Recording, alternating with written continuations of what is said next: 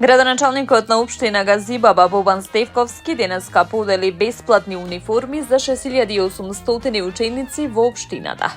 Овој проект за прв пат се реализираше во општина Газибаба во 2023 година. Истиот произлезе од изборната програма на Стевковски. Униформите се повеќе од облек, а тие се символ на еднаквост и заедништво. Со нив сите ученици се дел од една иста заедница, без поделби и разлики. За семејството ова значи значајна поддршка на домашниот буџет, затоа што знаеме колку е важна секоја заштеда. За нашите ученици пак останува само една задача – да учат, да сонуваат и да се развиваат без предрасуди и бариери. Истакна Стевковски, кој денеска беше во посета на општинското основно училиште Дане Крапчев. Општина Газибаба ќе продолжи со проекти кои носат вистинска промена, поддршка и подобри услови за секое дете и секое семејство, порачаа од локалната самоуправа. Општина Центар и оваа учебна година ангажира лични асистенти за ученици со посебни образовни потреби во рамки на проектот Образование за сите, информираат од локалната самоуправа. Право на пријавување на јавниот повик имаат лица со завршено средно образование. Предност имаат кандидати со високо образование од областа на наставата, психологијата, педагогијата, дефектологијата и социјалната работа, како и оние со претходно искуство во работа со деца со попреченост. Избраните кандидати ќе работат по 20 часа неделно, со месечен надоместок од 15.000 динари. Градоначалникот на општина Центар Горан Герасимовски истакна дека личните асистенти се клучни за успешен инклузивен образовен процес. Нашите асистенти им помагаат на учениците полесно да се адаптираат и функционираат во училишната средина. Тоа многу значи не само за децата, туку и за родителите и наставниците. Морам да потенцирам дека сме единствена општина во Скопје што и покрај сите предизвици продолжува самостојно со свој буџет да го спроведува овој проект. Истакна Герасимовски. Јавниот повик е отворен 5 работни дена. Пријавувањето се врши во архивата на општина Центар, барака 6, секој работен ден од 9 до 15 часот. Ѓорче Петров ќе добие нов спортски комплекс на површина од 1450 метри квадратни, информираат од општината.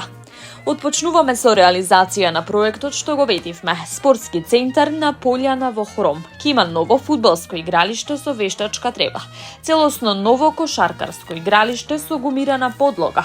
Фитнес зона и ново детско катче, игралиште за најмалите. Истакна денеска од терен градоначалникот Александар Стојковски. Со овој проект Хром останува најурбаниот дел од општината. Место кое ги обединува спортот, рекреацијата и семејното одружење, додава првиот човек на Ѓорче Петров.